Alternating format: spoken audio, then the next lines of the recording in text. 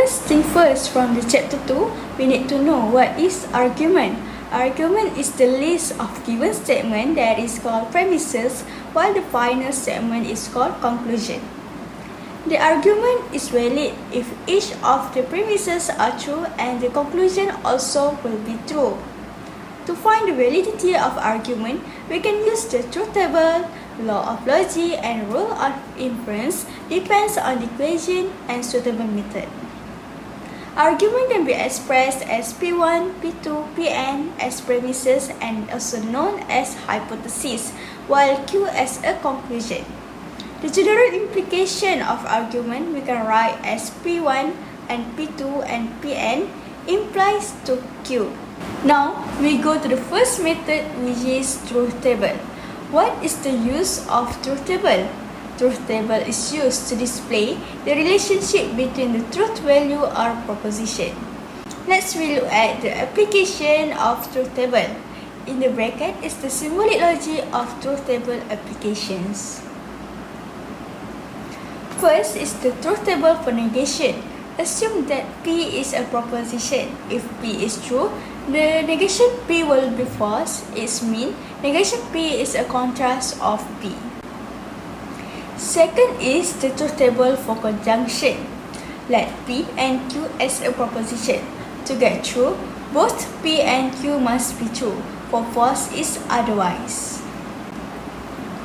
Third is truth table for disjunction. Same as before, let P or Q as a proposition. Actually, it is a contrast of truth table for conjunction, which is to get false, both P and Q need to be false, while to get true is otherwise. Next, truth table for implication. As usual, let P and Q as a proposition. To get false, P is Q and Q should be false, while to get the true is otherwise. In this case, P is called as hypothesis while Q is conclusion, so that P implication Q can be expressed as down below. Gentle reminder, you must be careful to avoid any mistake. Lastly is the truth table for biconditional statement. P and Q as a proposition. To get true, P and Q must have same truth value while false is otherwise. Just like implication, biconditional also can be expressed as down below. Moving on to example, for this question we need to show either it's tautology or not. If we get tautology, the question is valid. If not, the question is not valid. For the first step, we know that R, S, and T are propositions. By using the applications of truth table, we need to construct the truth value using the information from the equation. Therefore, we got tautology and the statement is valid. Hi and Assalamualaikum. Next, I want to talk about law of logic. In law of logic, we have a 12 law of logic. As we can see that 12 of logic, the first one is double negation law, Dismorgan's law, commutative law, associative law, disputive law, idempotent law. Next, we have inverse law, identity law, domination law, definition of implication, definition of reconditional, and lastly, we have assumption law. Example 1. Verify by using law of logic. The question is negation P and Q and P or Q to get the P. We use a De Morgan's law. We get the double negation P or negation Q and P or Q. And next we use double negation law. We get P or negation Q and P or Q. Next, we use the disputive law and we get the P or negation Q and Q. Next, we use the inverse law and we get the P or F naught. We use the entity laws and we get the P. Example 2. Show that the following are tautologies by using the law of logic. The question is P or Q and negation P implies by Q. We use the definition of implication and we get negation P or Q and negation P or Q. And next we use a De Morgan's law and we get negation P or Q or negation P or Q. Next we use a double negation law and we get negation P or Q or P or Q. Next we use the associative law and we get negation P or Q or P or Q.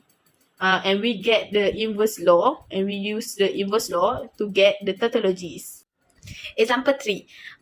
Prove the following without using the truth table. The question is negation P and negation Q and R or Q and R or Q and R or P and R biconditional by R.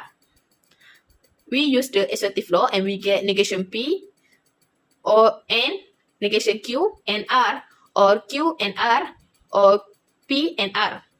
And next we use the descriptive law and we get negation P and negation Q and R or Q or P and R. Next we use the descriptive law again and we get negation P and negation Q or Q or P and R.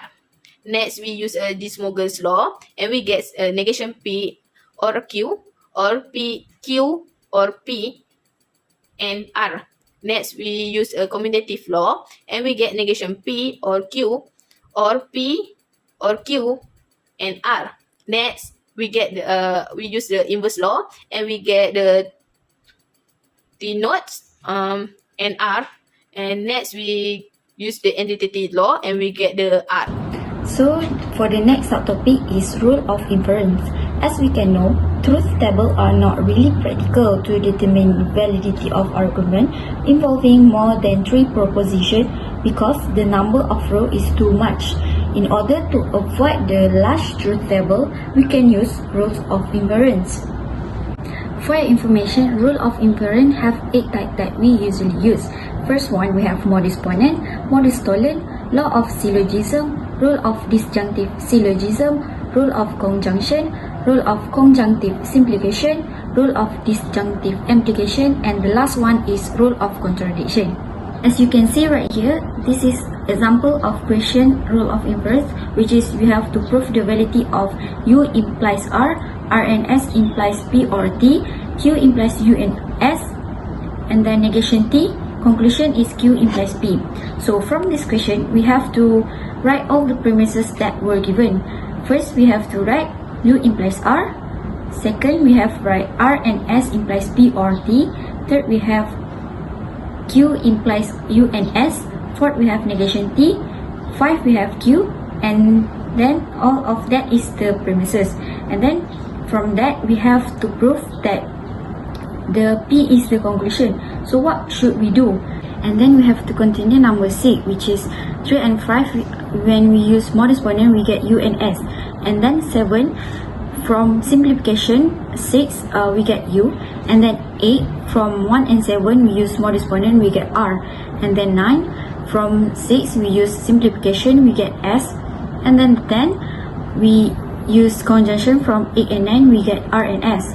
And then 11, from 2 and 10, we use modus ponens, we get P or Q.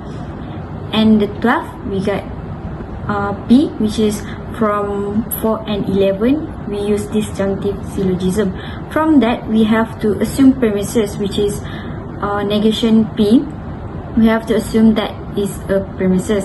And then for T, P and negation P from 12 and 13 is a conjunction. And then we get F naught, which is inverse law. And then this is contradiction.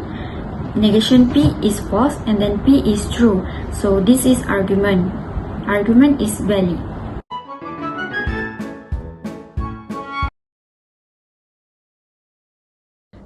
mathematical statement has a true value which is either true or false.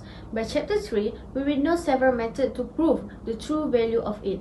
And the chosen method we want to talk about is the forward-backward method, the choose method, and the induction method. Let's start with the forward-backward method. This method is used when we want to prove if A, then B, and we assume that A, which is hypothesis, is true. We start by the backward method by asking the key questions such as how I can conclude that conclusion, which is B, is true, and give an abstract answer. By giving the abstract answer, we will get the B1 statement or derived statement from B. An abstract answer usually comes from definition and mathematical terminology. After that, we start with statement A, which is the true statement, and derive from it to the other statement like A2, A3, and so on until we get our aim, which is to link it to the last statement in the backward method. Like example, from the example, we know that A from the statement is M and N are even integer, while for B, the statement is M plus M is an even integer. The first step is to give the abstract answer to show how the B statement can be true. So as we know, when the integer is even, it will be equal to 2k for some integer k. So our B1 statement will be N plus M equal to 2k for some integer k. The second step is we derive from statement A. From statement A, we will get A1 is N equal to 2P and M equal to 2R for some integer P and R respectively because both of the integer are even. For the A2, we substitute N and M to the B1 statement equal to N plus M and solve it, and we will get 2 times P plus R equal to N plus M. From this, we get the same shape as 2k, which is k equal to p plus r. The last step is we write back that A2 is logically equivalent to B2 to show that the statement is true. In this chapter, we will learn how to write condensed proof. For this example, we could write, since N and M are even integer, they are integer P and R, such that N equal to 2P and M equal to 2R. Consequently, N plus M equal to 2 times P plus R, and hence N plus M is an even integer. Next, choose method. Choose method is used when the statements in the backward process. It also contains universal quantifier, which is for all such statements occur frequently in set theory. For the example, given two sets S and T defined as follows, use the choose method to prove that T is subset to S. To solve the question, we have to do the analysis of proof. To use the choose method, the B statement should have the universal quantifier. So, our B statement is T subset to S. T subset to S can be defined as for all X element to T, X element to S. So now, we have the universal quantifier for our B statement. And now we can use the choose method. First, to show that T subset to S, we have to choose Y element to T. If Y element to T, then Y is element to S. Next, substitute Y into set T and set S, and we will get a single equation. But for set T, we will get two equations, which is Y is more or equal to -1 and Y is less or equal to 1. For A4, just take the right side to the left side, and we will get Y plus 1 is more or equal to 0. And Y minus 1 is less or equal to 0. We use the word and to show that we can multiply both equations. So for A5, we will get less or equal to 0 symbol because from A4, the first equation is positive, which is more or equal to 0.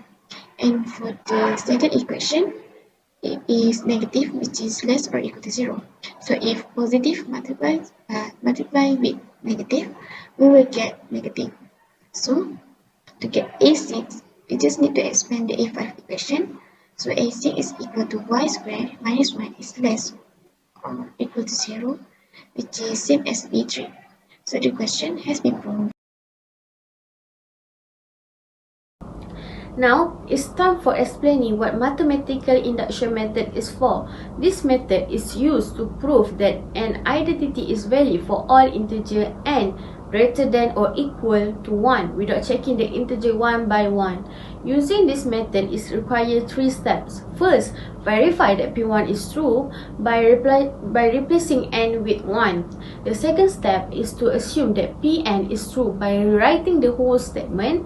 Lastly, prove that Pn plus 1 is true by comparing the equation between left hand side and right hand side. Usually, there are 2 types that use this method, which is the equality equation and inequality equation.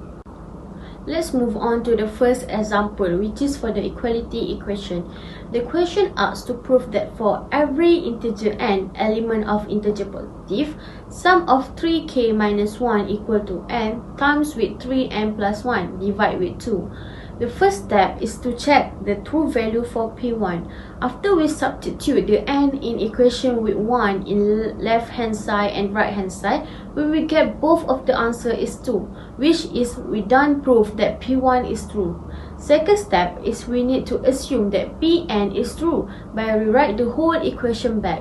Last step, we should prove that Pn plus 1 is true. For the right hand side, we will take n 3n plus 1 divide by 2 and substitute all n in it with n plus 1. For the left hand side, we should use this formula, which is Pn plus 1 equal to Pn plus n plus 1.